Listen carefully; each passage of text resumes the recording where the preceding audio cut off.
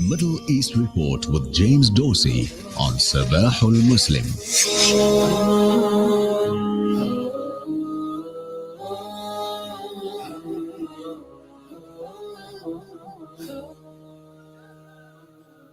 Well, 7:43 a.m. it is Central African time. You're listening to Radio Islam International live from our studios in Durban for this morning, on this Friday morning. And round about 1:45 is our time for the Middle East Report. And joining us is James Dorsey, award-winning scholar and journalist with a different perspective on the Middle East.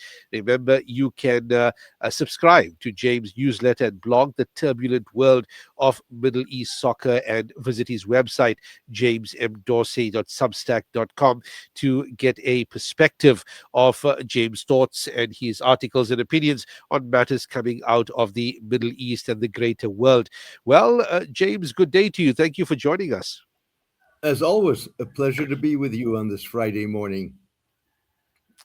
James, U.S. President Donald Trump, in addition to the other issues he's addressing at home, this time, on an anti-Somalia rant, but nonetheless, turning the screws on Prime Minister Benjamin Netanyahu as policy towards Israel, and the Middle East emerges as a main fault line, or the main fault line, in the president's Make America Great MAGA support base. I mean, that base itself is a divided base, nonetheless, although it may have one rallying point, and that's the president himself. In recent days, Mr. Trump has nudged Mr. Netanyahu to abide by the Gaza ceasefire, facilitate the surrender of trapped Hamas fighters, refrain from attacks in Syria, and engage in negotiations with Lebanon, as opposed to airstrikes which have plagued that area for a renewed thereof. Your thoughts on that, James?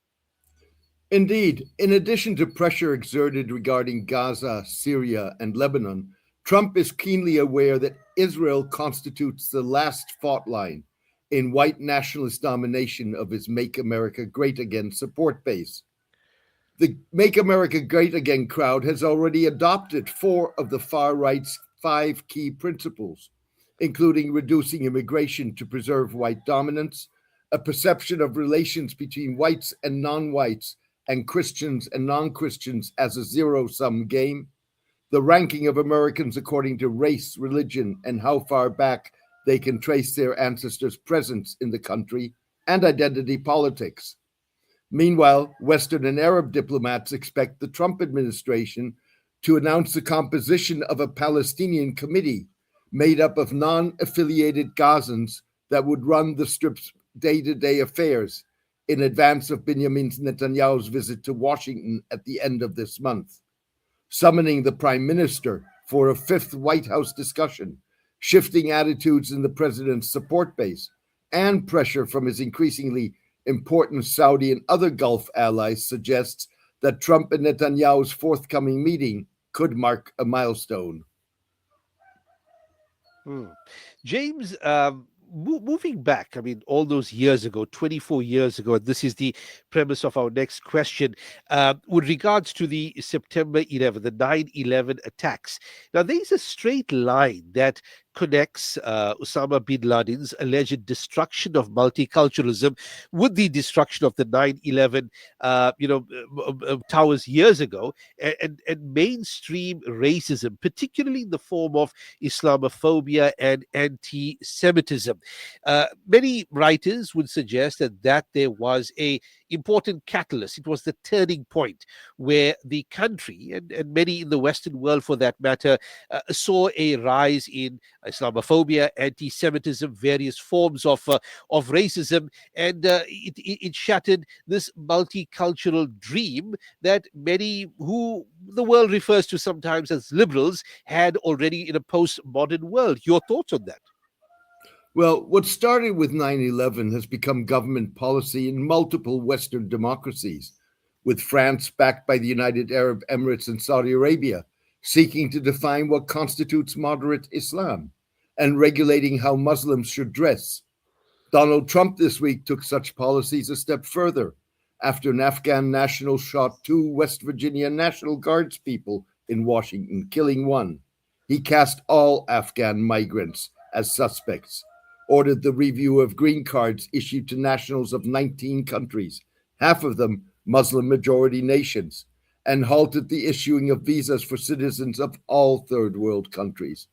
In addition, he launched an all-out racist attack on the Somali community in the United States and Somalia as a country, calling them garbage. Meanwhile, the Make America Great Again crowd struggles to come to grips with rising anti-Semitism in its ranks, fueled by Israel's conduct of the Gaza war and perceptions of Israel's oversized influence in American policymaking and a divergence of U.S. and Israeli interests. James, coming back to matters related to the Middle East directly, mired in financial crises.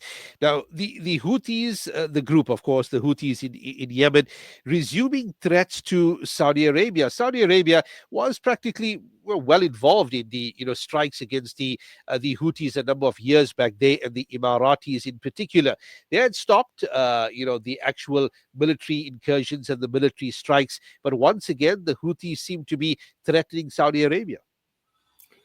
Since halting their attacks on international shipping after the Gaza ceasefire took effect in November, the Houthis have stepped up their verbal attacks against Saudi Arabia.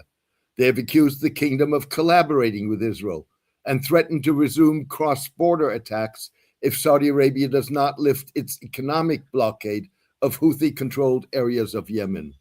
Houthis need the lifting to address an economic crisis. Israeli strikes have damaged ports and Houthi-controlled businesses. In addition, U.S. sanctions are having an effect. The Houthis hope that their threats will persuade the Saudis to pay public sector salaries in Houthi-controlled areas, something that was part of peace talks that have stalled and would provide relief. The Houthis' stepped-up rhetoric raises the specter of renewed hostilities. So increased tensions with Yemen, seems to be the order of the day, sharpening the divide between Saudi Arabia and the United Arab Emirates policies in Yemen. There's already been some sort of a divide between Saudi Arabia and the UAE in other areas as well, Sudan being one of them. But two bedfellows, when it came to the Houthis in Yemen a few years ago, seem to be divided upon the individual policies that they are expressing regarding Yemen. Your thoughts on that, James? Differences between Saudi Arabia and the United Arab Emirates over crises in Yemen and Sudan are becoming more pronounced. In Washington last month, Saudi Crown Prince Mohammed bin Salman urged Trump to mediate between the Saudi-backed Sudanese armed forces and the rebel UAE-supported Rapid Support Forces. In Yemen, the UAE backs the Southern Transitional Council, which wants South Yemen to secede from the Houthi-controlled north of the country, while Saudi Arabia prefers to see Yemen remain united and has signaled that it could accept Houthi rule. The council this week moved into the resource-rich Hadramaut region of Yemen. In response, Saudi officials visited Hadramaut, calling for a withdrawal of the council's forces. With council forces seeking to take control of an oil company that exploits two of Hadramaut's oil fields, the risk is that developments in the region could shatter Yemen's de facto lull in the fighting. James Dorsey, thank you for your time this morning over here for us in South Africa. Have a good rest of your weekend, James. Thank you for having me, and I wish you all the best. Yeah, well, that last discussion there regarding Yemen, exactly